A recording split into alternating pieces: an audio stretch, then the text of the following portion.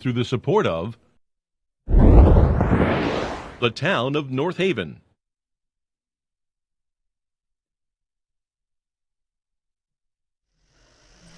Well, good evening, everyone, and welcome to our February North Haven Board of Selectmen meeting.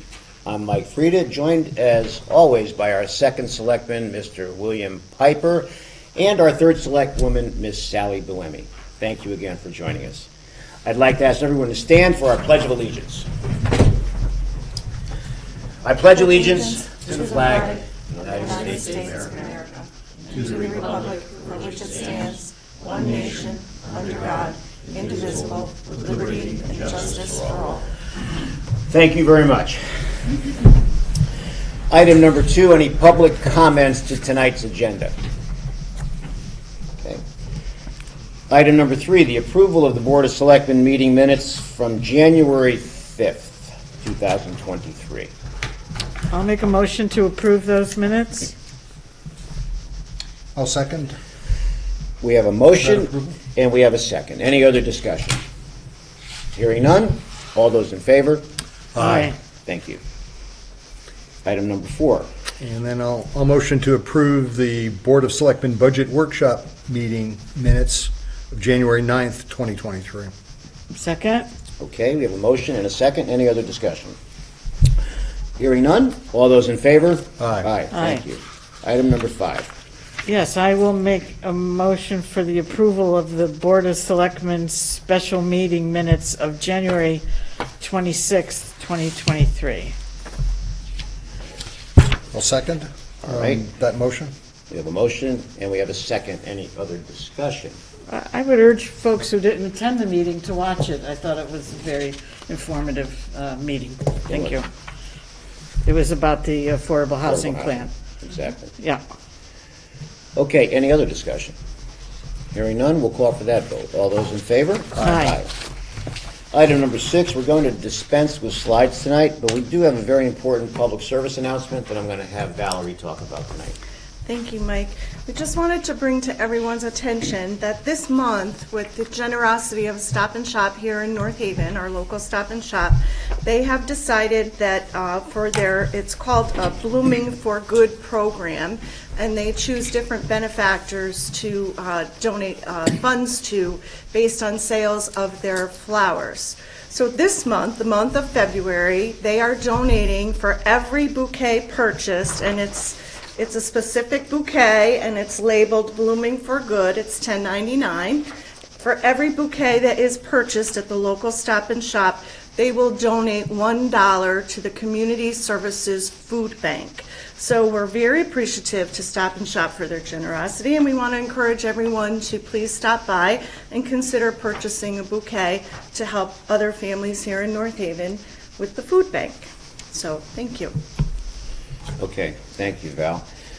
Before we move off, item number 6, in perhaps next month, but definitely the following month as I see it, I'll be giving an update. I have a State of the Town address that's sponsored by the Chamber of Commerce, and I'm hoping to make a major announcement in 60 days of a brand new, very well-respected, very popular retail store coming to town, so that'll be hopefully in 60 days. All right, so starting with item number 7, we have a lot of town business tonight, ladies and gentlemen, to talk about, a lot of procedural issues. I'm going to turn it over to Sally and to Bill to read the resolutions for us, okay? Sally, would you like to start? Yes, I will read number 7. We are to consider and act upon a resolution authorizing First Selectman Michael J. Frieda as the chief elected official of the town of North Haven to submit an application to the State Department of Energy and Environmental Protection for $250,000 in order to undertake an Urban Act grant and to execute an assistance agreement for the Bailey Road Baseball Field Improvements Project. Okay, so let me explain what this is. How's that? Okay. It's fine. I'll explain what this is. So anytime we see these resolutions, ladies and gentlemen, these are grants that are outside of the town budget. And these grants are designed to help improve infrastructure in town, in this case, Bailey Field. And during the summer, spring and summer, all the way through the fall, that field is heavily used. So this grant that we've been fortunate to receive will help refurbish the field in terms of putting dugouts in, but it looks like it's going to be dugouts, having played the sport for all the years I played, not the sunken dugouts that will have a cover over them on both the first base and the third base side. The backstop there is well over 70 years old. So the backstop will be replaced for a more regulation size and style baseball backstop. There'll be some field improvements there, and we're hoping there's enough money to help with the out in center field, beyond center field. There's a practice all-purpose field there that sometimes the football team is used. We're hoping that there's enough money here to help remediate, if you will, or improve that practice field. So it's all very positive at a field that for generations has been part of the fabric of North Haven's baseball community, North Haven's sports community, and other recreational activity there. So that's what this grant's about. And I just, for purposes of clarification, because last year we had the $3.5 million bonding for improvements at Vanacore Field, the track, and it did include some improvements on Bailey Road, but the field you're talking about is the one exactly at the corner of the entrance to the middle school and Bailey Road. That's right.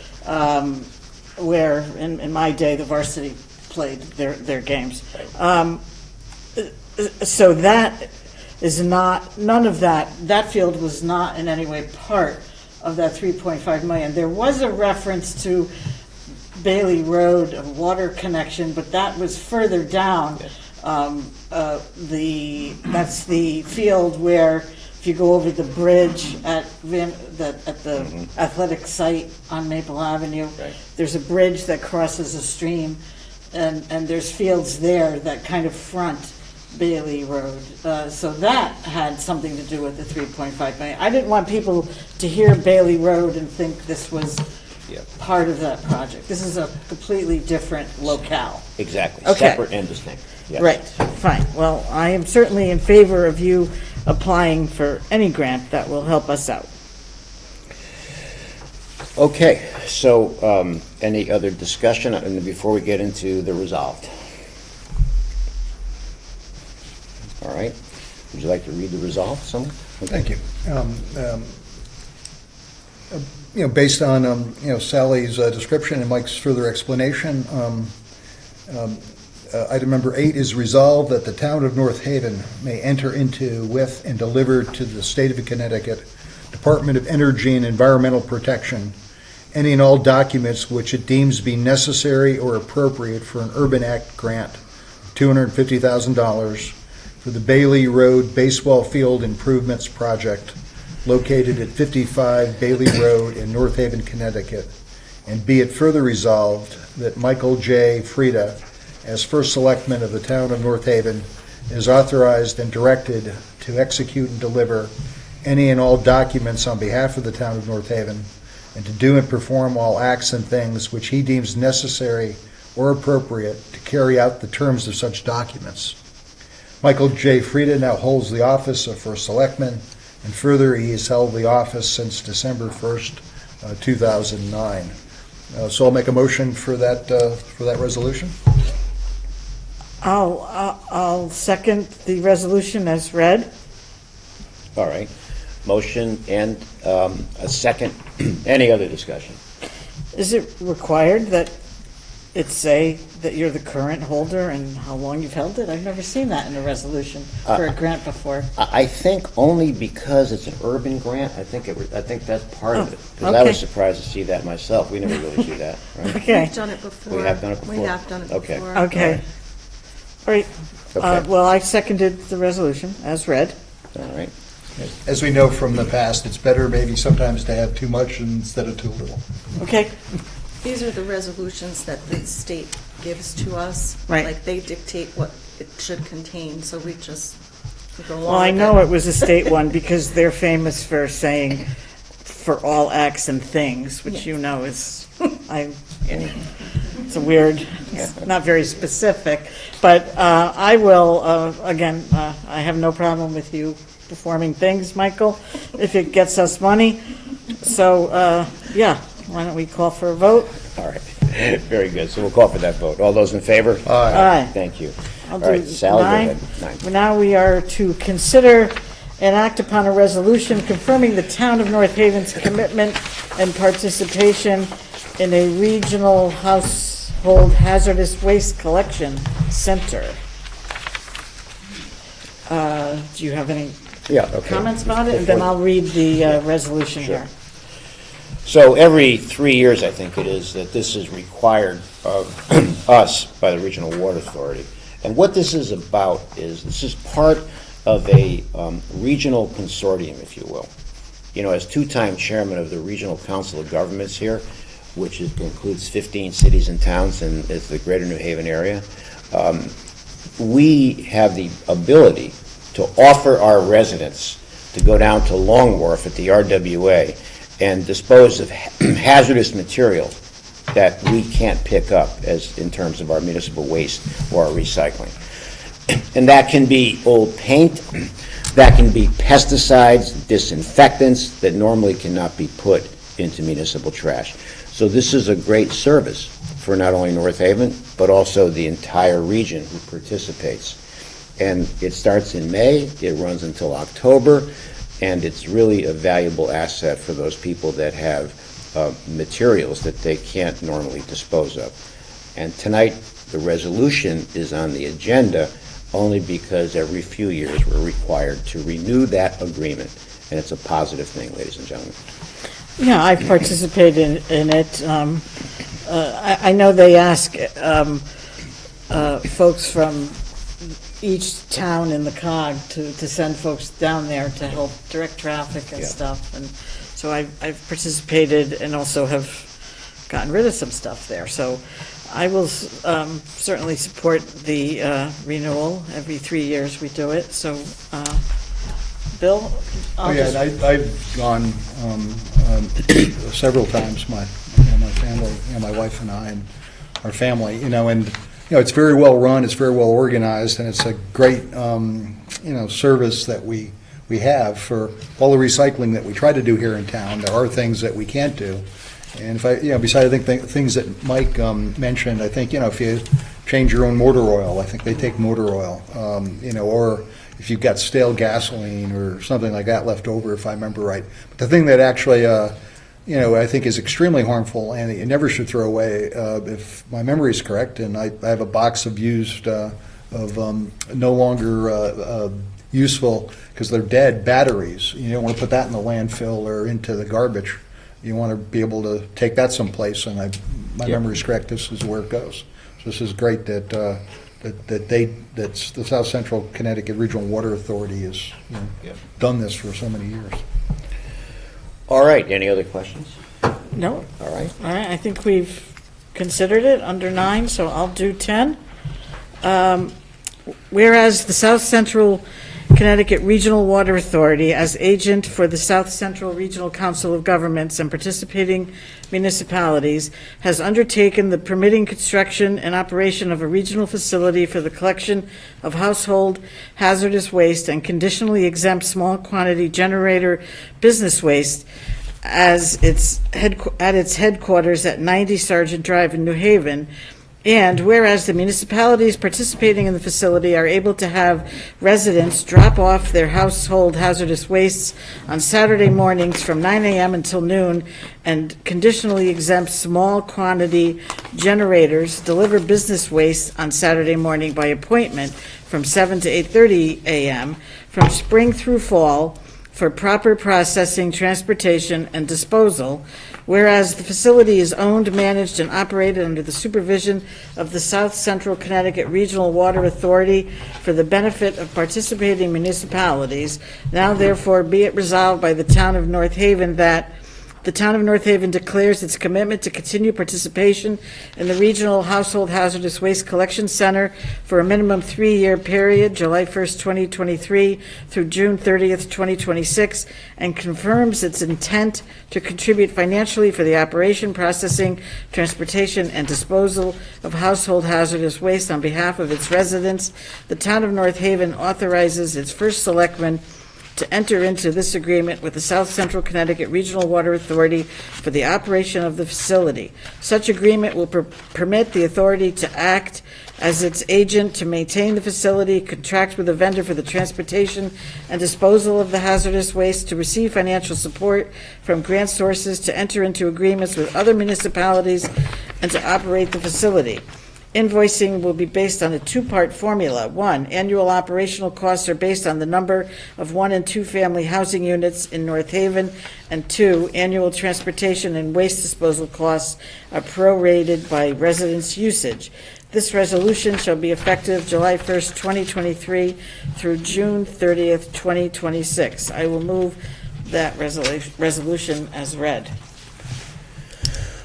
Okay, is there a second? I'll second that resolution that Sally made. All right, good job in reading the resolution. We have a motion and a second. Any other discussion? Hearing none. All those in favor? Aye. Thank you. Next item. Item number 11 is to consider and act upon a resolution recommending to the town meeting the approval of the construction of a new bandstand on the North Haven Town Green at 19 Church Street. All right, so let me explain this. You know, it's been my goal for 2 years for the concert series every summer on the Green, to remove the showmobile and have a permanent bandstand structure. And in addition to hosting the concerts and hosting the bands who would perform on that bandstand, I've also been working very closely with the arts group here in town regarding putting plays, performances with actors and musicals on the Green, and that bandstand could be utilized. The reason this is on the agenda tonight is that originally I had the cost of this cleared from the federal government for the ARPA funds. But, you know, I work closely with Lynn Sadowski here in this government. We work side by side on a lot of issues. And she asked me if she wanted me to approve her exploring a grant on this, which I did. And we did get the grant. So the grant is about $351,000, I believe it is. It's a 20% match for the town. So if you take 20% of $351,000, the town's match is $70,000, which, in working with the federal government, I could apply that to ARPA. So in effect, we reduce the ARPA expenses, or the ARPA expenditures, through the utilization of the grant. And this grant, the 351, will include approximately $175,000 to $190,000 for the bandstand, but also will allow us, this grant, to repair and replace two very important playscapes in the back of the rec center. So that's why this is on the agenda tonight, because it's a derivative of a grant. Another example of improving infrastructure through this grant this time, and also creating a better experience on the Green for those concert goers in the summer. And for those concert goers watching, I'm adding more concerts this year. And we're also reviewing the bands, and I guarantee you, much like last summer, we'll have some of the big tribute bands. And ladies and gentlemen, we attract thousands of people on that Green every Tuesday night. And we're grateful to the sponsors who help us underwrite the cost. Those sponsors, members of the business community. That is the overview. Okay. I just have a couple of questions. First, as far as the construction of the bandstand, will it be at the location where that trailer Yes. used to be? Yes. Yeah, because there's this kind of dance floor pressed there. Yes. Yeah.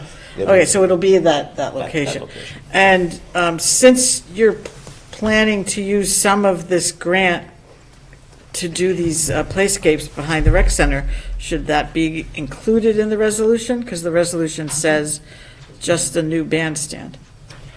So Val, go ahead. Yeah, the the part of the bandstand has to go, be approved by town meeting based on Section 8-24 under municipal improvements because it's a new structure. Okay. But the playscapes are just being enhanced. I don't think they're being totally like newly constructed. So that, right, because So we're just we do focusing lots on of the playscapes. playscapes Right. without having to get town meeting approval. Right, and this is a But- permanent structure. Right, okay, I It was not got you. existing prior to. Okay. Right. So it's always a gray area on 8-24. It's a matter of interpretation. We could have interpreted it that because it goes through the Planning and Zoning Commission, we didn't need to do a town meeting. But we're always going to err on the side of caution. So we're going to go with the town meeting, in addition to it being run through Planning and Zoning, to err on the side of caution. And I'd be very surprised, ladies and gentlemen, if anybody voted it down at the town meeting. This is a great addition to the town. Yes, So, and P and Z already did approve it. They already and approved it, met, right. and yes. Yeah, I'm not questioning the merits. I was just questioning, you said what it was going to be used for, and then you added something that's not here. So it's just, you're adding extra information about what Yes. the grant is being used for. And we're only voting on the bandstand at the town meeting because of its nature as a permanent structure. Right. And therefore, erring on the side of caution, a town meeting should be the way to go. Okay. Yes. Right, it's not the funding, it's Yeah, the yeah. structure. That's right. Yeah, gotcha. So, shall I'll read 12? I'll make the Sure, resolution. yeah, yeah. Resolved that the Board of Selectmen recommend to the town meeting that the construction of a new bandstand on the North Haven Green at 19 Church Street be approved. I'll second that motion. All right, we have a motion and a second. Any other discussion? Hearing none. All those in favor? Aye, thank you. Next item. Next item on the agenda is to consider and act upon a resolution recommending to the town meeting the approval of a proposed tax agreement between the town of North Haven and North Haven Solar One LLC relative to the development of an electric generating facility on land located at 122 Mill Road, North Haven. All right, so let me provide an overview on this. So the broad overview is that the Archdiocese of Hartford and the Catholic cemeteries have determined that there's certain parcels within the cemeteries that are unsuitable for burial. And as a result of that, and the need to generate revenue for the Archdiocese and/or the cemeteries, the Archdiocese of Hartford has engaged in a endeavor and an initiative that involves working with various solar companies, in this case here, Viraji. And the concept is designed for the cemetery to enter into a land lease with the solar company. And once that is structured and determined, which has nothing to do with the town, then the Siting Council, the State of Connecticut Siting Council, has to have a hearing to rule on whether or not that solar park, if you will, or that solar initiative and those solar panels will be approved. That is, once again, something that the town does not weigh in on. The Siting Council in the state of Connecticut oversees these constructions or these decisions. It supersedes local planning and zoning for 169 cities and towns within the state of Connecticut. As a byproduct of that, as all these projects are happening across the state, the towns enter into what's called a pilot agreement, which is what we're voting on tonight. And this pilot agreement has been presented to the town by the company. And it's a model that's based on a similar model that all municipalities have offered to them. There's a formula that involves megawatts. This facility will be, or this solar panel addition will be 1.65 megawatts on a certain portion of the cemetery property. By contrast, about 4 or 5 years ago, on the other side of the cemetery, that was finalized in July, I believe, of 2020, that was roughly a 5 megawatt facility, of which the town entered into a pilot program agreement that was ratified at a town meeting. This is no different than what happened 2.5 years ago. And this pilot tonight is a pilot that generates about $8,600 a year over the course of many, many years. By contrast, that $8,600 represents about 5 or 6 times what the property is currently being taxed at, which is about $1,800. So tonight, this is a resolution that goes to the town meeting for the town meeting to vote on the pilot program. Nothing else, the pilot, just like we did 2.5 years ago. And this board has to ratify that to send it to a town meeting. And that's what the overview is. Which is really the tax agreement. You know, Yep. the It's a tax agreement.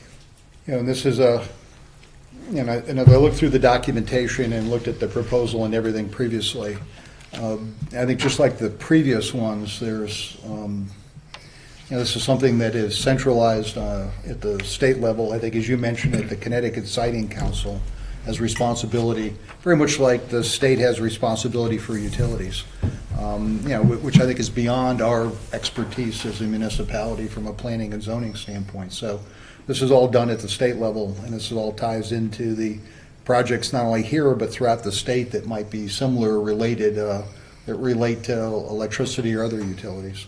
And again, again, looking from the documentations and everything that, you know, that's been provided regarding the, you know, the project's been approved. I mean, I think it's in keeping with environmental concerns, with you know, any issues regarding you know, native artifacts, also visibility concerns in terms of any of the neighbors that might you know, that might border the project, and all that's been, I think, in terms of the site plan and everything, been approved, you know, by the state. It's kind of outside of what you know, what we've done. But again, if I look at the document, it seems like there's a definite process in terms of petition and a public meeting and everything that's already been carried through by the state, So just like the one we saw in Yeah. 2020, And that I think we approved previously. This tax agreement that goes to the town meeting, there's another part to this that leads to the tax agreement.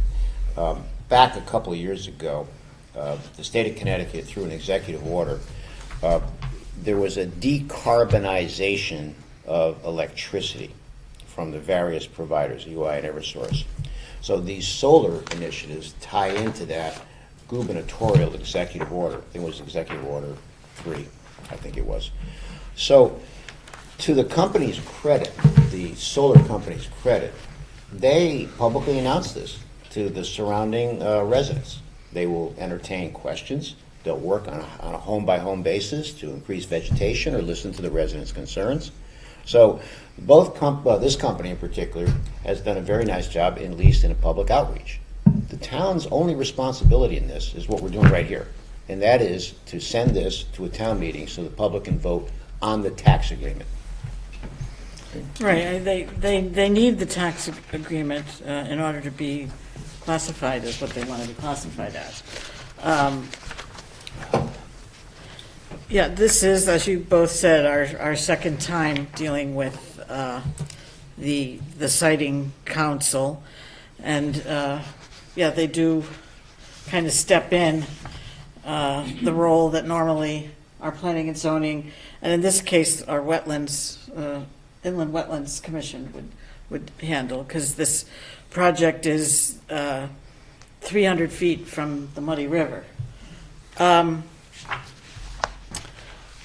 And of course, I'm never going to vote against anything that, whenever we're recommending anything to go to the town meeting, I always am in favor of it going to a town meeting. You know, you're going to hear in the resolution the address 122 Mill Road. Mill Road is a long road. It goes from Spring Road to Clintonville. So 122 is kind of near the intersection of Rourke Road. And this is on the east side of Mill Road. The closest streets are, well, there are residential homes nearby. I think Drazen Drive South and Mill Road. And I read the materials, and I believe one resident had some questions. It doesn't talk about what the questions were or whether they were addressed. So I would encourage anyone, I want to take this opportunity to encourage anyone in that area to attend the meeting if they have any questions. They might have missed the notice of the hearing. They might have missed the notice they received in the mail. I don't know if it goes by certified mail. When planning, when something goes before planning and zoning, the developer has to send everything by certified mail to people in the area. I don't know, what type of notice the neighbors got. So if you're in the area, I would urge you to attend the meeting and ask your questions and be satisfied. I supported the last one, and I'm generally satisfied with the steps that I saw in here to minimize impact on wetlands and wildlife. There are a few acres of trees coming down. But they're also putting up trees to help buffer against neighboring That's right. homes. So I was pleased to see that. Yep. So overall, I thought they addressed the issues. They're concerned about turtles a lot in here. Yep. So, I don't have a problem with them taking steps necessary to protect the turtles. So I just would recommend, I'm going to certainly vote in favor of recommending that this go to a town meeting for the approval. We are getting 20 years of tax payments at $8,000 plus per year, which is far more than we would be getting. So from a financial standpoint, it's good.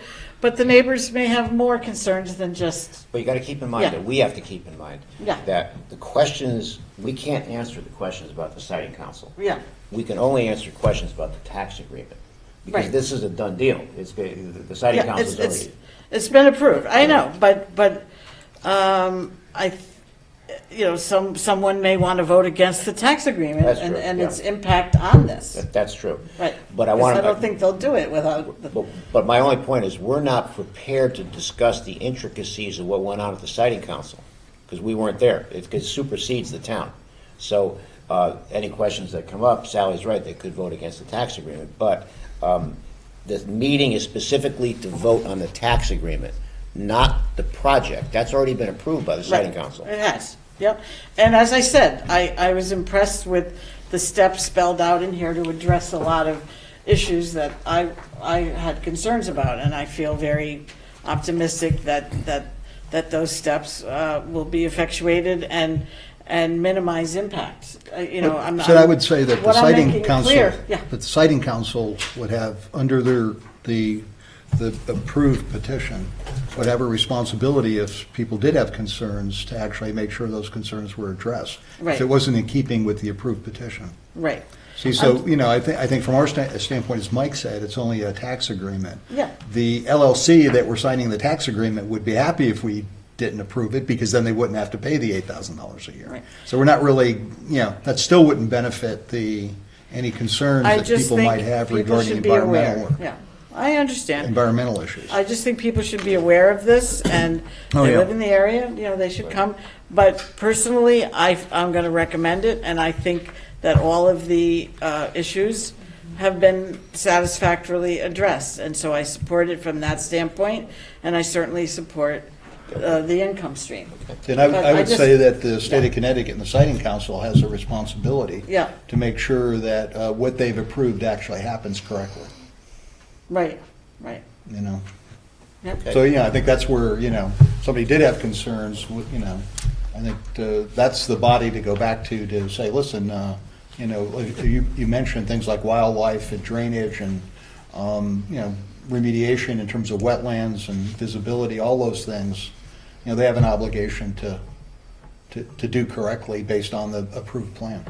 Right, but I guess I just want people to know, based on where it is, they may have had concerns about environmental issues like I did, and they are very specifically, and in my opinion, adequately addressed. Yeah.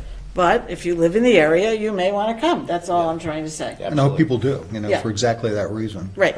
Because we want it to be done, done right, not only for the project and, the diocese, it's land for the diocese, the developer, and I think this is good for the state of Connecticut in terms of renewable energy, but also for the people who live there, like you say, in our town. You're exactly right. Yep, okay. Hopefully this will be, and then there is,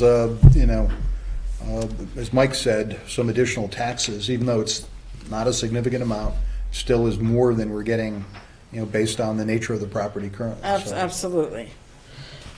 So I will do 14. I will make the following motion. Resolve that the Board of Selectmen recommend to the town meeting that the proposed tax agreement between the town of North Haven and North Haven Solar One LLC relative to the development of an electric generating facility on land located at 122 Mill Road, North Haven, be approved. All right, is there a second? I'll second that motion. All right, so we have a motion and a second. Any other discussion? Hearing none, we'll call for that vote. All those in favor? Aye. Aye. Next. And then in keeping with the previous resolutions, number 15 is a call for a special town meeting to be held Monday, February 27th, 2023, in the upstairs conference room number 1, North Haven Memorial Town Hall, 18 Church Street, North Haven, Connecticut, at 6 p.m. to consider and act upon the following. To consider and act upon a resolution by the Board of Selectmen recommending to the town meeting the approval for the construction of a new bandstand on the North Haven Town Green at 19 Church Street, and to consider and act upon a resolution by the Board of Selectmen recommending to the town meeting the approval of a proposed tax agreement between the town of North Haven and North Haven Solar One LLC relative to the development of an electric generating facility on land located at 122 Mill Road, North Haven. I'll second that call. All right, motion and a second. Any other discussion? Hearing none, all those in favor? Aye. Thank you. Next item. We have item 16, resignations and appointments. I will move for the appointment of Linda A. Nielsen, 15 Sachem Drive, to the Community Services Commission, term to expire December 31st, 2025. I'll second Linda's appointment. All right, Linda reached out for us. She'd like to get involved. We had a resignation there. So Kim Rossi resigned. So thank you, Lynn, for be willing to serve. And Kim, thank you for your service on that commission. All those in favor? Aye. Next. Next, I'll motion for the appointment of Nupur Garg. I hope I said his name correctly. I apologize if I didn't. Her name. Pardon? Her. It's a her. It's a female. Female. Newport. Oh, I'm sorry. Doc- Her name. Yeah, Dr. Garg is female. I apologize. For the appointment of Nupur Garg, 114 Upper State Street, to the Commission on Aging, term to expire December 31st, 2025. Second? All right. Thank you, Nupar, for being willing to serve. And thank you, Sandra Mastriano, for serving all the years on that commission. All those in favor? Aye. I will move for the appointment of Robert Brancato, 1953 Whitney Avenue, apartment C2, to the Board of Ethics, term to expire December 31st, 2025. I'll second his appointment. And Bob, thank you for your willingness to serve also. All those in favor? Aye. And then I'll motion for the reappointment of Cheryl Junowick, 101 Knollwood Road, to the Open Space Advisory Committee with the recommendation of the Inland Wetland Commission, term to expire December 31st, 2023. Second? Cheryl, thank you. I know you've been on the commission for a long time, so we appreciate your service. All those in favor? Aye. Thank you. Next item. Well, number 17, we have bond releases. We have 3 of them. I'll do the first one, okay, Bill? Yeah, We please have do. I-18-17, 381 State Street. The amount of the original bond is $3,500. The current balance of the bond is $3,500, so I will move that we release the entire bond balance of $3,500 with the recommendation of the Inland Wetlands Commission and the town engineer. I'll second that bond release. All right, we have a motion and a second. Any other discussion? All those in favor? Aye. Aye. Next bond release is for number 122-09, 66 Todd Drive South. That's I-22. I think you have to say I-22. Oh, I'm sorry, I-22, instead of 122. I have my glasses on and I still didn't read it right. Maybe I should take them off and I could read it correctly. I can give you a tip. pardon? When it's inland wetlands, it starts with an I. When it's okay. planning and zoning, it starts with a P. With a P. So, for future. So, well, thank you for letting me know Good that, one. which I should remember for all the times we've read these bond releases.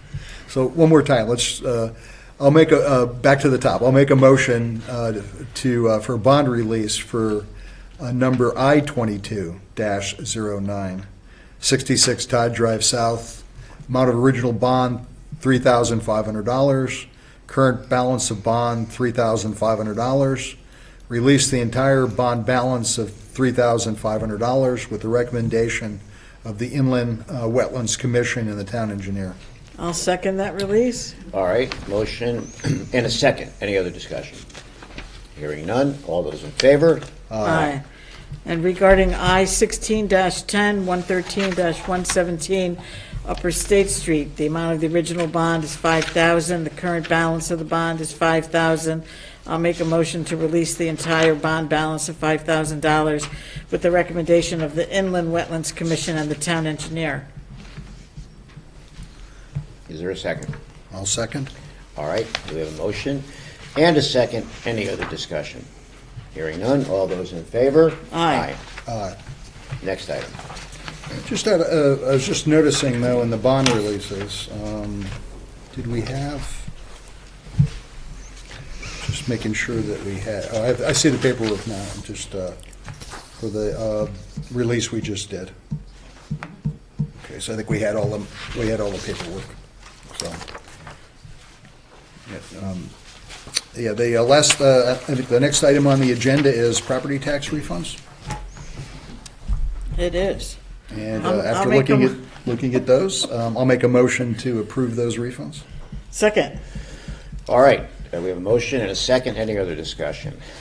Hearing none. All those in favor? Aye. Okay. So before we get to public comment, the next meeting of this board is Thursday, March 2nd, here at 6:30 at North Haven's Memorial Town Hall. Item number 20, public comment. Up. Wait a minute.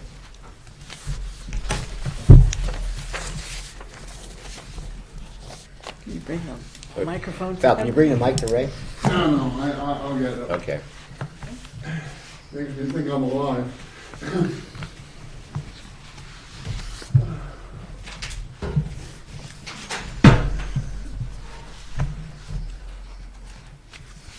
The first thing I'd like to do is to apologize to the board. I'm rapidly losing my voice due to my illness, and I need to take sips of water in order to be able to speak. I also may have to sit down during this because I just can't stand up that long. No disrespect is intended. Please know it's just a function of my illness. This is all my opinion, but because what else is the Board of Selectmen meeting for except to speak to the government? based on 50 years of residency, talked with hundreds of people, a lot of water has gone under the bridge, and to give my opinion. I apologize that I have to read it, but again, my illness has severely affected my memory, and I don't want to miss any points that I want to make. This will probably be my final appearance before the Board of Selectmen meeting due to my fatal illness. I grow weaker, the paralysis of my left side increases, and my capacities to do anything at all diminish daily. I also am losing my voice as my illness is attacking my vocal cords.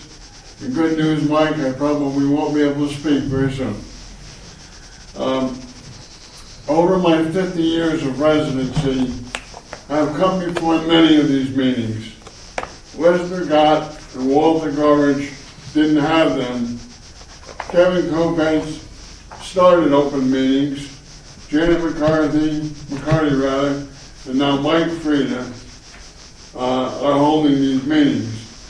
The number of second and third selectmen are too numerous to mention.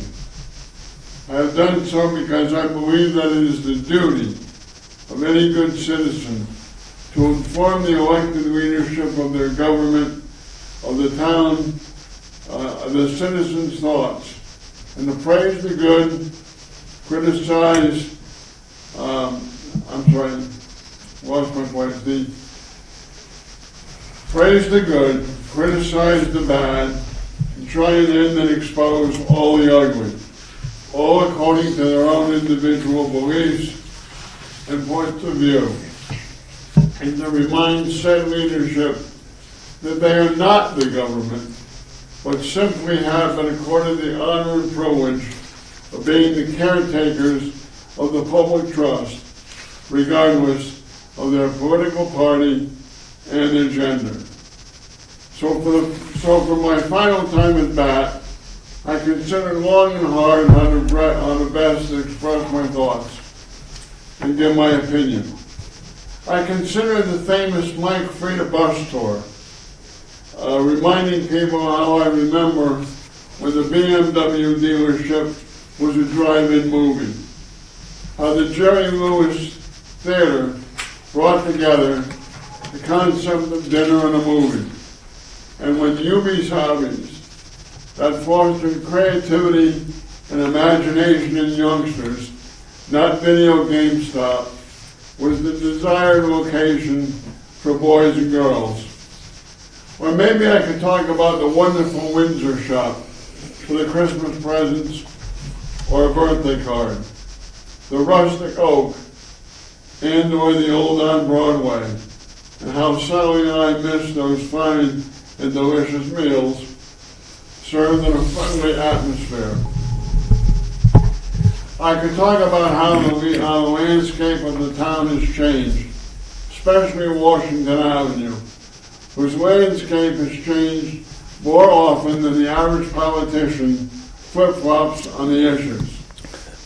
But no, I had to return to my original premise that has always been the 5 critical issues that have long faced the town, and give my opinion. And it is now my intention to do so. So no particular order, here goes. 1, whatever rule, regulation, ordinance, or charter, I couldn't find it, says that the top 3 elected officials can't speak to one another except at a Board of Selectmen meeting is stupid, ridiculous, and defies the laws of good judgment and common sense.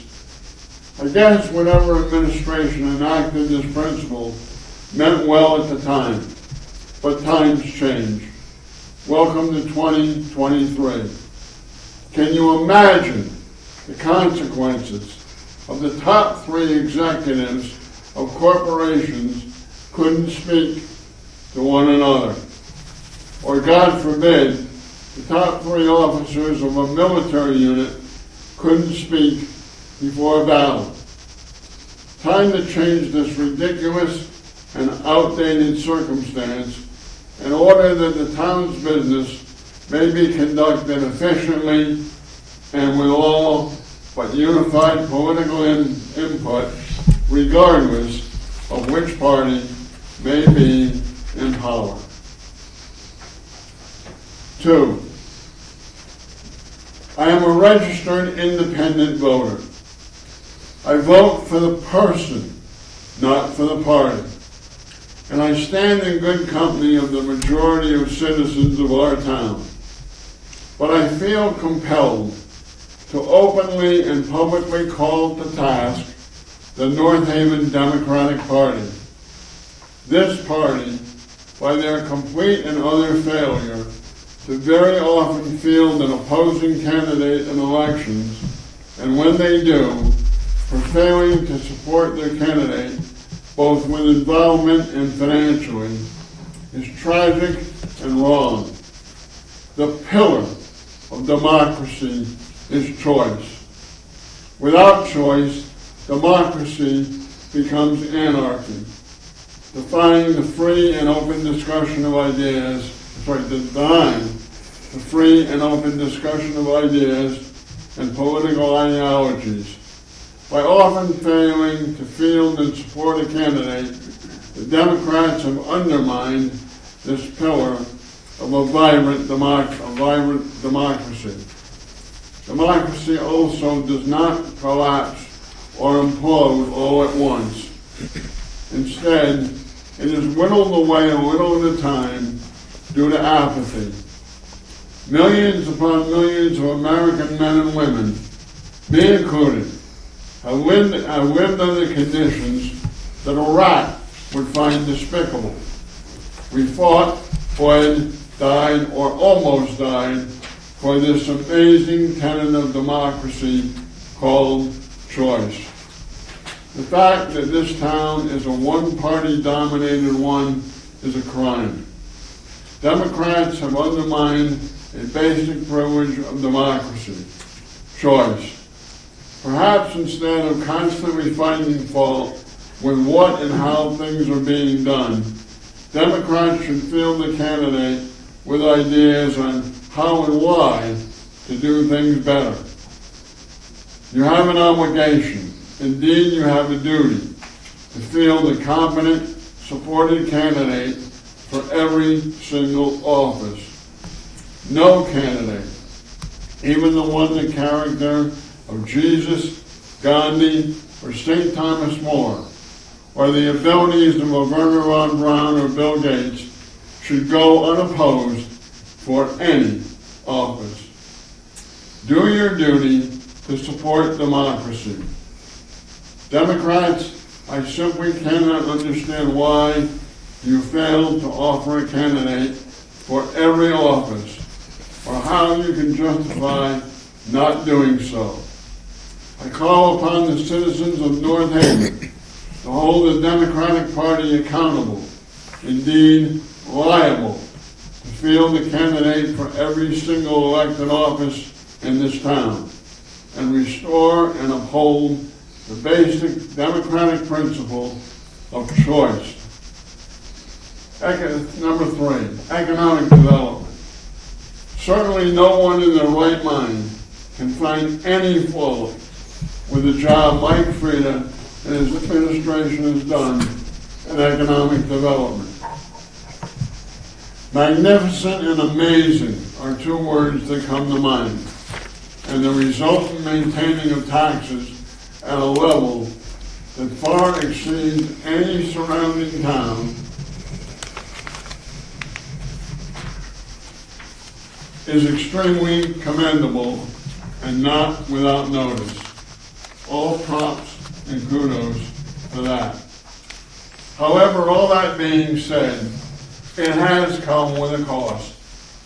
For countless years, North Haven has resisted becoming a Hartford, New Haven, or Stamford.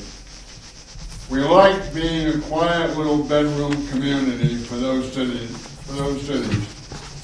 One only has to remember the sound defeat of the proposed North Haven Mall of a few years back to ratify that feeling. Also, excessive economic development brings with it traffic, crime, risk of capital fires, increased need for EMT services, and a possible blighting of other areas of town. When my wife and I retired, we had the option of living anywhere we wanted, to include owning property in 2 other states. We chose North Haven because it was what it was. You could get most goods and services you wanted, and those you couldn't were but a short car ride away to Hamden or Meriden. I caution our citizens not to overdevelop this wonderful town into becoming something we don't want it to be. A small increase in taxes would be well worth it. Number 4, I for one am tired of the budget of the town of North Haven being held hostage year after year by the Board of Education and the Economic Department. I remember several years when multiple budget referendums had to be held, costing thousands of dollars because of the excessive appetite for cash in the Board of Education and the Economic Department. I am old enough, and perhaps stupid enough, to think that the formula for a good education was a participating active student, plus a dedicated teacher, plus an involved parent, equals a good education. The money played a secondary role in the process. That was the way it was. That's the way it should be now, and the way we all should strive for it to be in the future. I also think that the Economic Department should be held to the same standards as the rest of working America. That being, if you want more money and or promotion, you have to prove you're worth it. Not give me more money and maybe I'll prove I'm worth it. No more putting the cart before the horse. Therefore, I advocate bifurcating the budget. Let the Board of Education and the Economic Department show higher test scores, increased graduation rates, and students with increased basic abilities in the good old 3 R's. Let's remember that a good educational system teaches one how to think, not what to think. And a good education teaches one where to look, but not what to see. Good education doesn't quench the thirst for knowledge. Good education instead creates the thirst for knowledge. Let's remember one more thing. Let's remember one more thing to answer the Board of Education and the Economic Department when they cry out, the children, the children.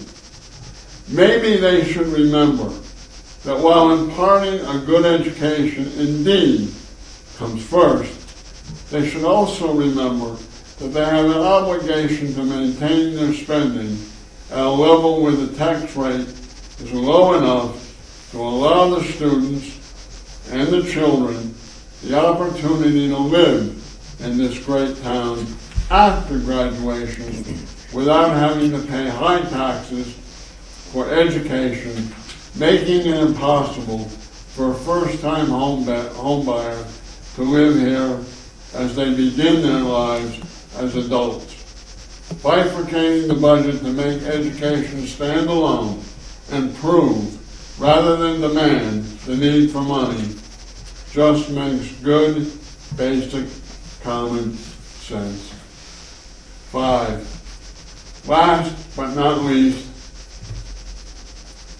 the ever-growing economic development in this town has too long neglected and failed to account for public safety. I have researched on the web 2 sites dealing with public safety: National Fire Protection Association and the National Chiefs of Police Association. And both our public service departments, by their standards, are woefully lacking in personnel, training, and equipment. Our 2 public service departments have 2 fine, even great chiefs: Kevin Glenn at the police department and Paul Januszewski at the fire department. Both are forward-looking and operational, and what we Marines call young, gung-ho, and hard-charging. But both are hamstringed by a lack of proper funding. Time to end this unsafe and threatening condition, and do it now. Economic development, wonderful as it is, demands public safety. Over the 50 years I've held residency in this wonderful town, I've attended many Board of Selectmen and other public meetings to express my thoughts and beliefs. I have served on boards and committees and had the honor and privilege of writing, along with Jen Capolo, the town attorney. She's a gem, don't lose her. I really enjoyed working with her. A town ordinance for the post-Vietnam Memorial, and founded, along with my amazing wife for 52 years, the North Haven Child Abuse Awareness and Prevention Program. And I did so to the best of my limited abilities and talents, but always tried to give 110%, despite my shortcomings. I did so because I fervently and truly believe that it is the duty of every citizen to actively participate in government. For government is not any administration, not any political party, not any government, but government that is of the people, by the people, and for the people. Therefore, to allow any administration or any political party to rule without the input and consent of the governed is contrary to every basic tenet of the framers of our Constitution. I note with both sorrow and concern the ever-declining attendance at the Board of Selectmen meeting and other public venues. I remember a time when Board of Selectmen meetings were standing room only. Town meetings so large they had to be held in the high school auditorium. I am truly embarrassed by the fact that wherever I go in our town, people will come up to me and say, "Ray Fowler, your comments at the Board of Selectmen meeting were right on." Or even, "Ray Fowler, your comments at the Board of Selectmen meeting were all wrong." I would much rather it be that there were so many people commenting in a meeting that people remembered little of what I said, much less know my name. Now you can agree or disagree with anything or everything I've said tonight, or any time, but that's exactly my point. Get involved, get active, be a part of the governance of our wonderful town. When you have a fatal illness, as I have, and wondering if each day was to be your last, you start to worry about the state of the world in general. You hope that the world and things of it would be better than when you started, than when you began. A better place for our children and for our grandchildren. The only way to do that is involvement. Getting in there and doing your part to ensure that the world, the country, and indeed your town is a better place. Government is not a spectator sport. My time is rapidly coming to an end. Therefore I encourage, indeed I plead, that all citizens of North Haven become active participants in the governance of our town. Come out to these meetings, speak your mind, volunteer for boards and commissions, run for office even. Let your voice be heard, and make our town the place we, the people, want it to be. And in case anyone is wondering, I am not trying to push anyone over the bar. Indeed, and in fact, I am trying to raise that bar, make it more difficult to get over, to try and hope that common sense and good judgment will replace apathy and indifference that seems to prevail today. North Haven is a great town, but it's not so great that there is not an abundance of growth and opportunity to be held. The bright future of our town is not dependent on any administration or any political party, but rests on the involvement and the participation of every single citizen. Oh yeah, one more thing. Over the years attending these Board of Selectmen meetings, I have openly and actively supported any administration when I thought they were right. Openly and actively opposed any administration when I thought they were wrong. But I want one thing known. Never, never, ever did I ever lose respect for any selectman. I realize it's a damn tough job, and my respect is especially true of the 3 selectmen here today. All that being said, in my final farewell, I wish you all well, good health, and unbounded happiness. Happy New Year. Goodbye.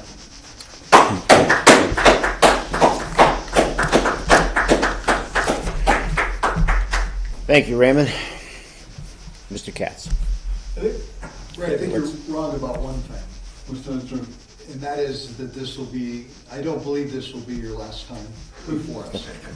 I think you maybe even said that last year, but, so I'm counting on it, not, that's the one thing that, but you're right too, and the other thing that, the other thing I think that you're clearly right about is that I'm very happy, that you're here tonight and all the other people, are here tonight to participate. And I think it's one of the downsides to the technology is people watch us at home, but don't come and don't interact. And I know all 3 of us very much appreciate the fact that people do come, to these meetings and town meetings and interact. But I really think you're wrong about this being your last time.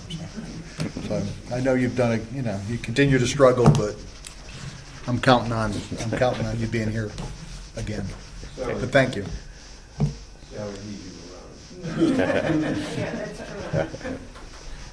Sherman Cash, Sherwood Drive. I want to make a comment about something Ray said about the Board of Education budget and so on.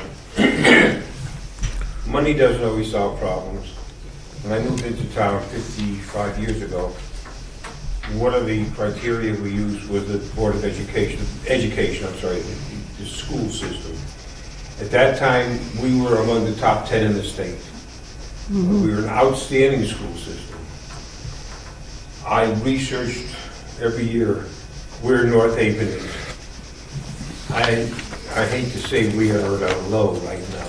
If you research our standing among the 160 towns in Connecticut, you'll find that we do not fare very well. You can make your own decision on why. One of the things I wanted to mention was litter around town, especially on the green. And it's not so much now because it's gotten cold, but people that sit on the green sometimes leave their cups and trash. This is one of our showcases. We spend a lot of time and money. We have sometimes 5 and 6 men working on that green to make it presentable and beautiful. You want to leave your trash there, you're going to pay for it. Pay for it in cleaning. People throwing trash out of their car windows, in parking lots.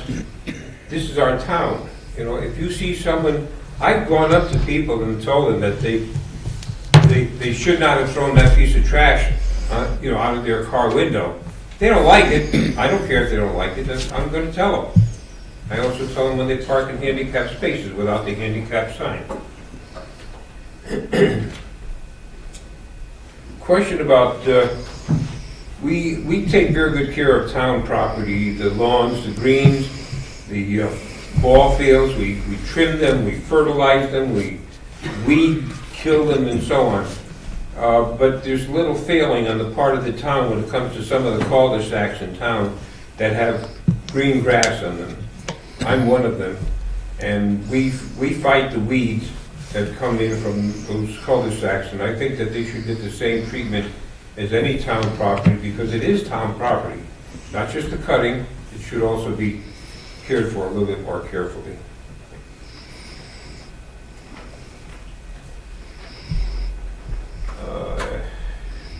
I'm not going to talk about very much more.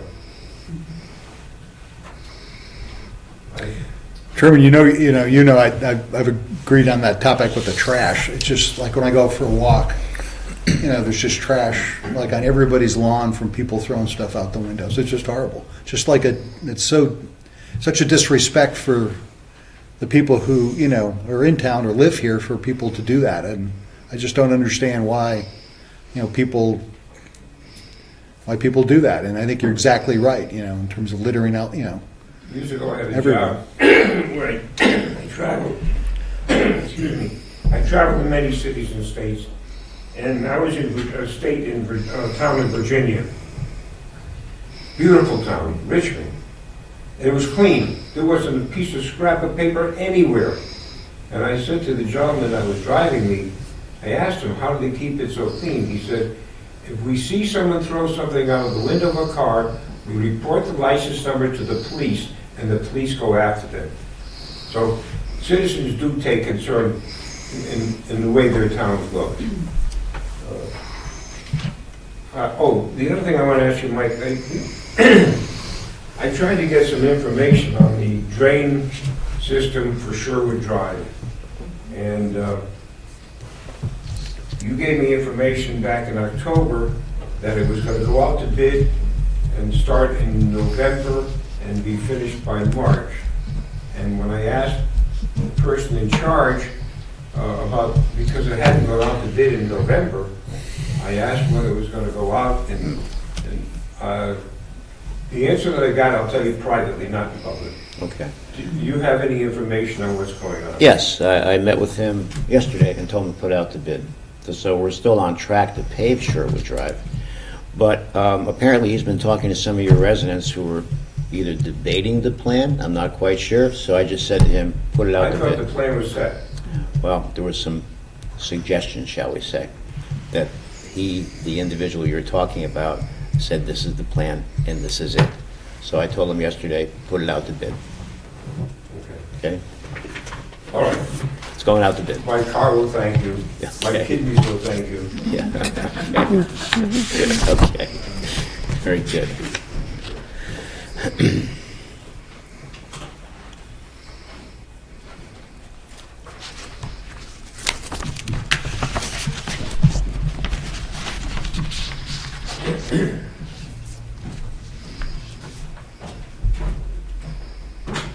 Charlie Wick Line, Hartford Turnpike. I didn't know you loved me. Really? What's it say? It says I love you. I love With your picture. I love all the citizens. I'm of North flattered. Haven. I really didn't think I was that lovable. You love me, but okay. Well, since you love me, perhaps I'll answer this question. You would just waste $10 million on a failed program to save the volunteer fire department. Well, explain. Well, I roughly broke it down. We spent $10 million on rehabbing and overhauling the volunteer stations. And I will quote, that was to attract and retain firefighters. It was one of the main reasons that was done. I got tired of watching things on television, but I remember a couple of times you said we would respond to a request to put food in the stations for the firefighters, so we did that. Here's another picture of you. And I'm going to quote, "We hired a new training officer for the fire department because additional training of personnel will retrain volunteer firefighters." And I don't think any of that actually happened. Well, it has happened. It did happen. Yeah. So what's your point? Did we waste $10 million? How would we have wasted $10 million? Spent $10 million to achieve a goal of retaining and attracting volunteer firefighters. We did not do that. Where do you get the $10 million from?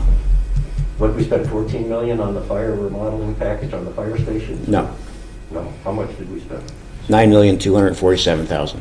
Okay, and how much went to the volunteer stations? So are you suggesting here that we're closing the Monterey station? No, we're not talking about the Monterey station. What are you talking about? We went from more than 100 volunteer firefighters to 20, and I have a document proving that. That has nothing to do with renovating the stations. Well, yes. Did you watch the fire commission meeting? Did you hear the captain of the Monterey Volunteer Fire Department explain why there's not going to be the volunteers there anymore? Did you hear that? Because if you did, it would have nothing to do with what you're talking about right now. I'm talking about we went from 100 to 20 volunteer firefighters. So do you know the reasons why? Well, there's a long list I've read from several people on how society has changed. People are too busy to volunteer, things like that. But we're not talking about that. Those are all legitimate reasons, and I understand. Well, those are the reasons. Well, then why did we spend all this money trying to retain and attract volunteer firefighters?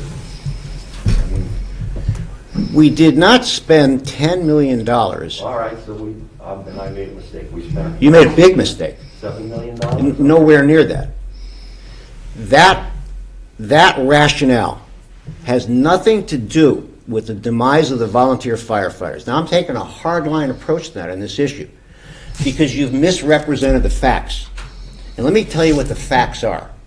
That years ago, there was over 150 volunteer firefighters here.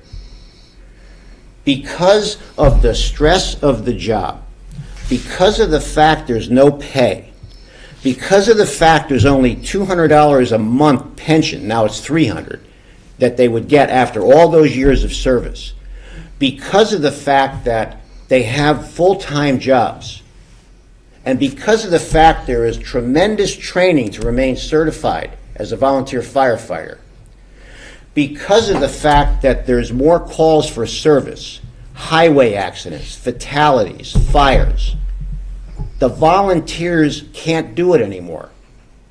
They have decided it's too much. And now with the sad passing of one of our firefighters who died in the line of duty, we have families saying to volunteer firefighters who are serving, do you really want to do this anymore? Spouses and children.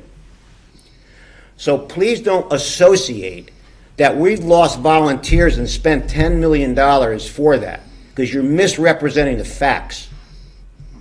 We can't, if you did some homework, you would have discovered and learned that it's a nationwide problem with volunteers.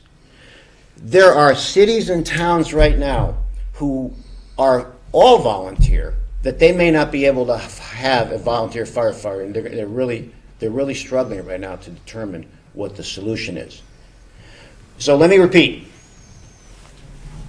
We didn't spend $10 million to recruit volunteer firefighters. The recruiting aspect of it was to, yes, put food in there, water, snacks when they're there. The cost of that was minimal.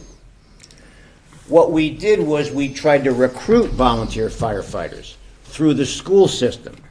We had a fire training facility underwritten by Quinnipiac University to try to attract volunteer firefighters. Quinnipiac paid 90% of that.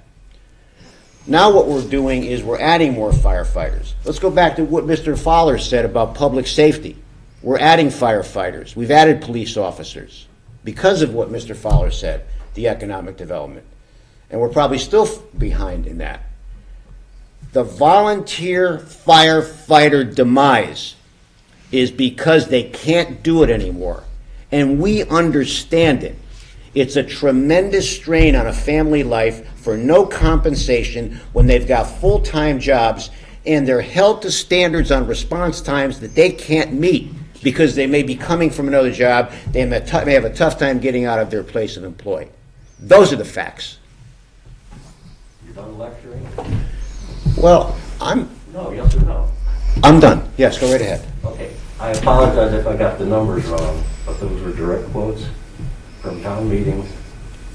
The money was spent to help attract and retain volunteer firefighters. You misinterpreted. We didn't spend $10 million to attract volunteer Well, firefighters. we spent something, because one of the main reasons for the remodeling of all the fire stations, discounting the one down here, was to attract and retain volunteer firefighters. The firefighters It were was out. repeated endlessly by the chief and the chairman of the fire commission. The fire stations were outdated.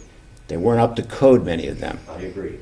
So that was the main reason. That was the main reason. Not to attract more volunteers. But Yeah, I'm we quoting would have from hoped. documents, that's one of the reasons we did it. So, but you just made a statement. We spent $10 million to attract volunteers. You're repeating yourself. I also, right here, we hired a training officer. We went through this it's right under to help attract and retain volunteer firefighters. And the training officer was involved with the training to train the volunteer firefighters. But it goes back to what I just said. That takes a tremendous personal commitment on personal time at night that some of the volunteers couldn't do anymore. You don't think I know guys that work that were volunteer firefighters? Well, you may, I but do, I did. you might want to watch the fire commission meeting when you see the Captain Angel explain all the reasons why. I know why. They tell me why. Well, why did you say $10 million then? Oh, you keep changing the subject. No, you brought the subject up. So, the next question is, since we're down to 20 firefighters, would you consider closing the fire station on Ridge Road and moving it over to the Monterey station, since it's now going to be only have the 2 firefighters in it? We can consolidate those one station and save money. We're never going to close Ridge Road Fire Station because that's where there's still volunteers there. Why not move them over to Monterey? Because Montewies has paid firefighters now. Well, aren't there 3 bays, 3 garage bays at that fire station? So as after Montewies is a paid station, it's fully functional. Aren't there 3 bays, 3 garage bays for fire trucks at that station? Well, there's bays there. So Yes. why don't we just use those 2 bays There's for only volunteers? 2 at Montewies. What? There's 2 bays at Montewies. 2 bays. So you have paid firefighters there now. I know. Why would we close Ridge Road and then put that portion of town, a very important portion of town, in jeopardy for response times without having a volunteer station there? I'm trying to go for a smaller government, that's all.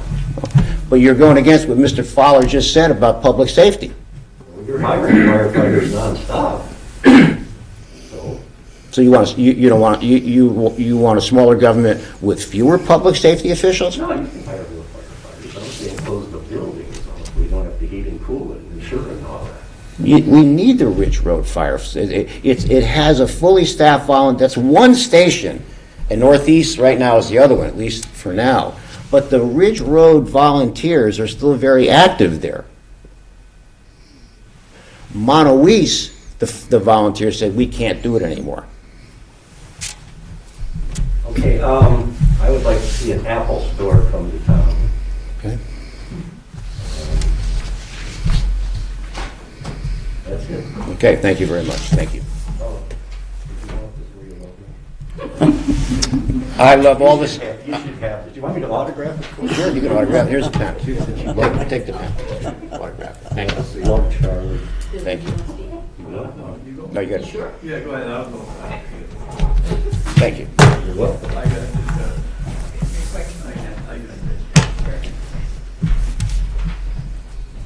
Nancy Barrett, Crestview Drive. I just have a couple of quick questions and then a suggestion. So, Mr. Frieda, you had mentioned your state of the town address. Could you please just mention to the public where and when that will be? I'm not sure of the date because the chamber is hosting it. It's not my event. I'm invited to speak, so. Now, you happen to know when that might I will let you know in Okay. a minute. be? Sure. But the venue, I believe, is at Quinnipiac University, so. Okay. And And yet, then, we need to go to the Quinnipiac Chamber website to register if anybody is planning on attending. and you can attend virtually. I'm not sure. But it's all through the Quinnipiac, I'm not Right. sure, it's being, So, it's through so their Nancy, website. this is different than our usual economic development breakfast. This is totally separate. Sure. I'm invited by the chamber to deliver a State of the Union. The chamber members are invited to attend as businesses, and so I'm speaking in front of the business community, but it's not the North Haven, it's not a Mike Frieda economic development breakfast. I see. Okay. I believe it's February 24th. And that will be in addition to the economic development breakfast. You'll be having that in the spring? No, probably not, because it's too close, so we're going to go with this, so, because Okay. it's a, So this will be taking kind of the place of it? I would say so, Okay. yeah. Okay, all right. My second point is regarding the $250,000 grant to update the Bailey Road baseball field. So one thing that I've noticed, and I'm sure many people that drive up and down Bailey Road, is that along where the cars can park perpendicular to Bailey Road, just along the baseball field, there are some kind of a wooden, big logs that kind of mark where the car should stop. And they had some kind of tacky looking, almost like volleyball netting all along there to prevent the balls from the baseball field from rolling out onto Bailey Road. So if they are going to do something with this particular field, I would just hope that they'd also do something and provide some sort of a real fence along that line to both protect the cars that are parked there, but also to protect the cars and people that are out on Bailey Road. So just a suggestion. Okay. And again, regarding the both the town meeting for the bandstand and the updated playgrounds behind the rec center. Certainly my kids played at that rec center many times when we would go for swim lessons and various events at the rec center. But just to be clear, the daycare center at the rec center is no more, right? There is no longer a daycare center there. Yeah, that's been out for a couple of years, yeah. It's been out, and that's really who use that kind of on a regular basis, Oh. but other people use it. Yeah, I mean, summer camps, the kids use it, so it's open to the public, so, yeah, anybody So can use So it. it's still well used, okay. Let's see. Okay, and then my last point takes a little bit to tee up here, but this is in response to the recent announcement that was just in the press about the Monowese volunteer program here in, volunteer fire program here in North Haven that has been terminated, and the Monowese Firehouse has been made exclusively a career firehouse. For the last couple of years, it's been a hybrid house that housed both career firefighters as well as the volunteer fire department. And I'd like to make a suggestion that might lead to an increase in our volunteer firefighters, and so I ask you to just bear with me while I set this up. So I completely agree with Mr. Frieda. The decrease in number of volunteer firemen across our state is a real problem, and as you mentioned, it's an even bigger problem in those towns that are exclusively volunteer in nature. We are very fortunate here in North Haven to have both career firefighters as well as volunteer firefighters. And we do offer payment for newly hired cadets to go to the police and fire academy to obtain their training. We also offer police and firemen pension and benefits for longevity. We pay for CERT training. We've trained over 100 individuals in our town, and I think we've retained 50 of those 100. We allocate each year about $10,000 for volunteer firefighter recruitment. We offer volunteer pension plans and tax abatements. We support a Fire Explorer program, which is an initiative that started just, I think, about a year ago in order to expose high school students one night a week to the fire department and the things that career firefighters do. But in the end, those efforts do not attract the people that we really want to become volunteer firefighters. Those are the people in their early to mid-20s who don't own property. They might own cars, so tax abatements really wouldn't be a big initiative or a big incentive for them, and certainly pension plans wouldn't. And really, for people in their early 20s, they're not going to have the out-of-pocket funds in order to pay for the certification requirements to become a volunteer firefighter. So for those that don't know, all firefighters in North Haven have to obtain the Firefighter 1 certification, and that includes hazmat operational level training. And Gateway offers a course that costs about $1,800 plus an additional $250 for books and materials. So let's call it $2,000. So I was wondering if we could take the $10,000 that we've been allocating each year in the budget for trying to recruit different people to our volunteer program, and instead set that aside and basically subsidize this $2,000 upfront cost, with the assurance that if they do pass and become certified, they have to both take a written exam and a practical exam. If they pass, that they'd be willing to join our force. So 5 times $2,000 apiece, that's $10,000. That could result in adding 5 people to our volunteer program each year. And I understand there's some risk associated with that. They might not pass. They hopefully, if they do pass and they sign something, they would in fact join the volunteer program. But I just think that we've set aside this money. The last 2 years we've only spent about half of it, and I just think that this might give us a little bit more bang for our buck. So what does this board think about that?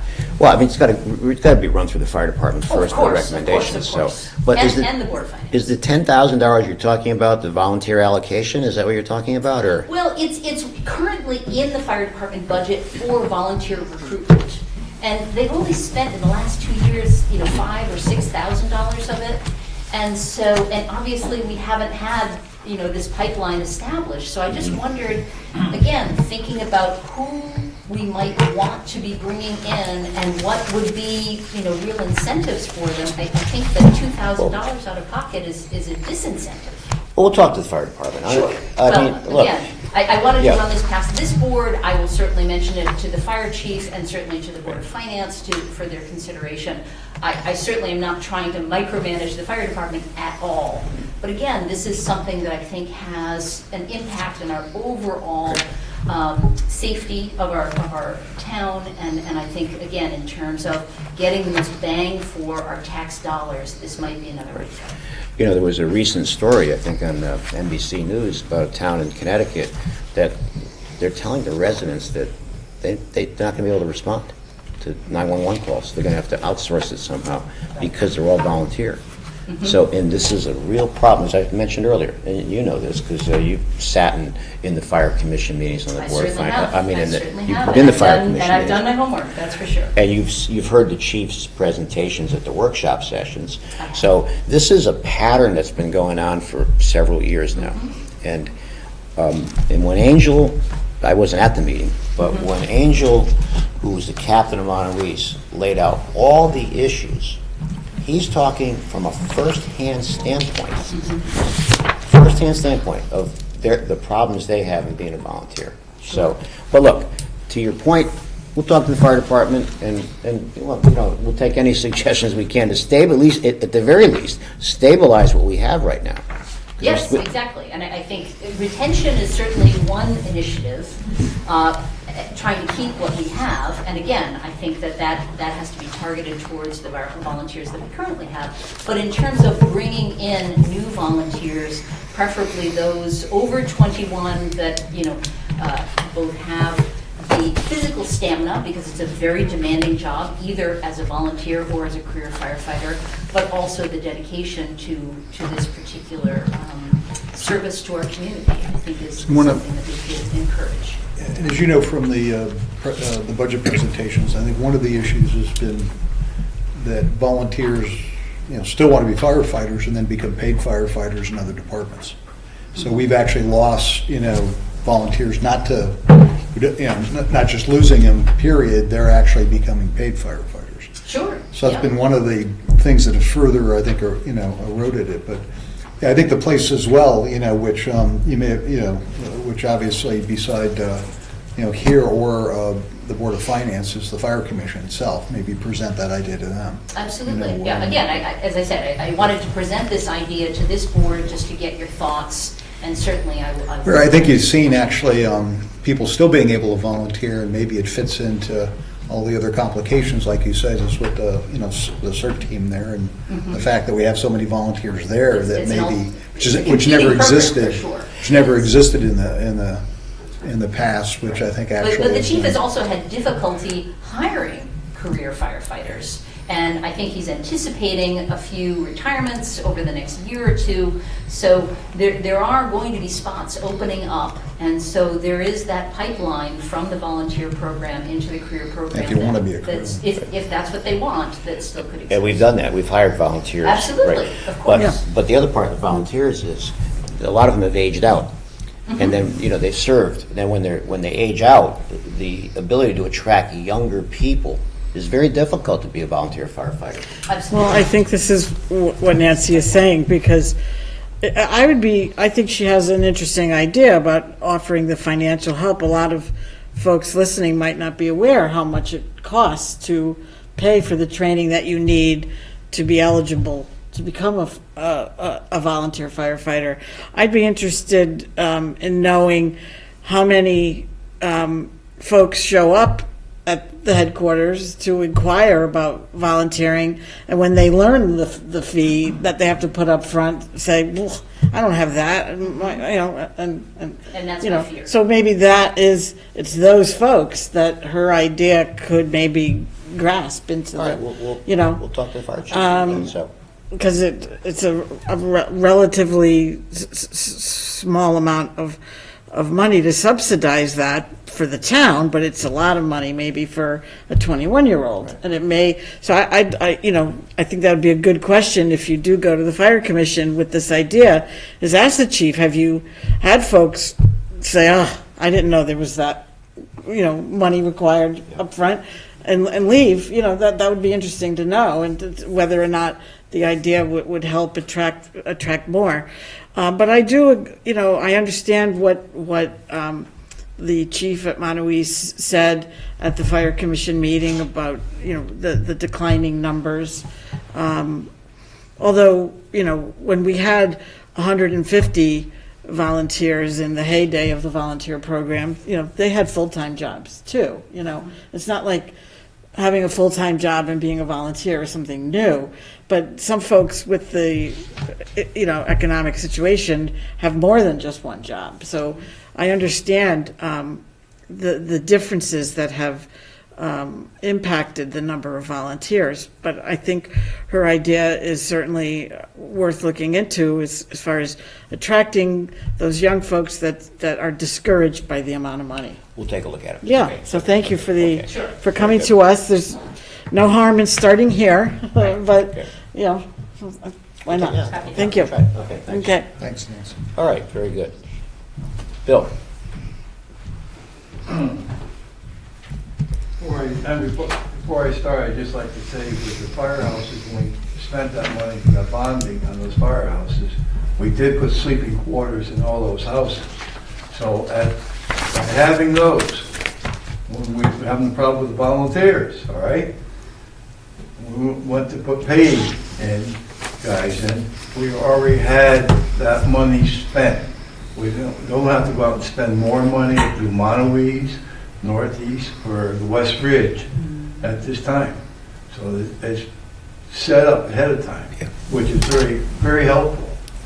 Because we waited now, the cost to rebuild Montauk with the sleeping quarters in would have been 10 times more than what we spent prior. So that's a good thing. The other thing is the meeting come up on the 27th for the bandstand. Yes. Green and for that solar. I call it Solar Park, really. And I didn't know about that. I didn't see that until I just looked at the agenda for tonight. Now, taxation we're gonna get, what, $8,000 a year, I think? 8,650, I think it is, yeah. For 20 years, Yeah, right? yeah. Now, what happens after that? Do we gain anything off that property? No, we have nothing to do with the property. We gain nothing. Maybe 20 years from now, there'll be, as time goes on, Bill, the infrastructure changes, the technology changes, they reinvest more. Maybe 20 years from now, there'll be a renewal of the pilot, which whoever's here at the time, so. Okay, now on the other one, that's on the other side of the cemetery, Middletown Avenue. Right. What do we gain off that? That's been up there, what, 3 years? 26,000 a year. 26,000. It's a larger facility. All right, so this one here is a mini one. I just drove by there. I guess that's at the end of Rourke Road at Mill. Right. Up where they have the farm field up in that area. Yeah. All right. The agreement here that was in our packet talks about at the end of the lease, which is, the lease is between the solar company and the archdiocese, I assume. There's, I don't know if you read the whole thing, that talks about it being restored back to its original state. Yeah, so that could be, but. So that would go back, is that taxable land, even though it's church Yeah, owned? Or as I not? mentioned earlier, Bill, we're getting $1,800 a year in taxes. I mentioned that earlier here, Oh, so. okay. For the entire 122 No, just- acre just- parcel, no, or just the 9 I acre? think it's just the 9 acres, so. Just- Because the 9 acres is part and parcel of a bigger, 122 Yes, acre. exactly. Yeah, they own a lot of land up there. They do. Yeah. Yeah, and I think 20 years from now, the technology may, in Change. terms of the solar, efficiencies of solar panels, so maybe that is the useful life of these panels, and they end up putting, newer, different equipment in that Yeah. makes more sense, and so I can't, as opposed to going back to, something that that maybe is still not going to be wanted to be used by the diocese, so. Yeah. It's hard to No, say what like happens the 20 years from homeowners, I think there's like about 25-year life they put on those. I think when you put them on your house, I think you're exactly right. Yeah, yeah. The other thing is the new bandstand coming, which is very nice. All right? Now, in the past, we used that trailer for like other things in town, like Memorial Day Parade. What will be used for that? Or are we going to hang under the trailer? Or- Yes. Yeah, the trailer will still be for the parades. St. Teresa Church uses it, Bill, for their carnival. So we'll still have it, but it was my idea and goal to improve the aesthetics of the green by having a permanent bandstand versus that. And then, the other thing about the showmobile, which I was always concerned with, some of the band members, they have to go up those steps. Those are precarious steps, go Yeah. down the steps. Yeah. And the classics are, as an example, Yes. they're all like in their late 70s and early 80s, those performers. So I was always in the back of my mind was wondering if that was a liability coming up and down. So, but to answer your question, we're still going to have the showmobile. Right. One other thing I'd like to see added on that is where it's going in the same places, all right? Yep. On the back side of that, seeing we're investing a lot of money, there's some type of guardrail, wooden type. If a vehicle comes off the road, it's not going to get into that building and do a lot of damage to it. All right, that's a good point. I had a meeting in here this morning with the state DOT and the state police regarding traffic in town and upgrades. Now, that's a state road, that's Route 103. Right. So maybe we can convince the state to put that guardrail Yeah, there. because the way people drive and come through the center of town now, it'd be very easy for somebody to come up over that curve Yeah, and take out the bandstand. I think it's a good point. So we'll take a look at that. It's a sharp bend by Yeah. by the Yeah, Congregational just over that Church. line, Yeah. So, Yeah, there's been accidents there. that'd be good. All right. Take a look at that. Okay. You're going to be in your same place at the Yeah, concert? we usually are. Yeah, we usually are. Good. I'm just waiting for the schedule, so I can book around it. You're going to like it, Bill. I said earlier, we've added concerts, and people love these concerts. They really do. Yeah. We're going to go beyond. We're going to go into the first week of September this year, Wow. and I'm trying to see if we can start a week earlier, too. Yeah. The other thing is too, like we have the lighting up there, Right. like on the stage, we've got more lighting up there than what we have now, and with the gazebo being lit up for walkways and everything. The only other thing we have to take a look at is probably the lamp posts out there, lighting. They should be changed. And also off the front of this new stage, when the concerts are over, or any event that we use it for, especially when you get into August, September, to have some type of lighting that could be flipped on to light up the green. Yeah, when I agree. people are exiting. You've brought this up before, and I totally agree with you, because particularly in the middle of August, it does get dark there. Yes. So that is something we're going to do, Bill. In conjunction with the Yes, stage itself. yes. Yeah. Yep. Okay, I just want to see a picture of it, so. And I may have said it before, I have to give you the credit for coming up with the idea about the guardrails on the cement structure and on the gazebo. Yeah. It was you that brought that to my attention, I and like- we did it. I like your idea about getting onto the stage yourself in the back, for people to get up and down, Yep. instead of the trailer. Okay, You thanks. must learn from me. I learned a lot from you, Bill, so thank you. All right, thank you. All right, thanks. All right, ladies and gentlemen, seeing no other public comment, motion to adjourn. So moved. Second. I'll second. All those in favor? Aye. Aye, thank you. Have a good evening, everybody. The preceding program is brought to you in part through a grant from the town of North Haven.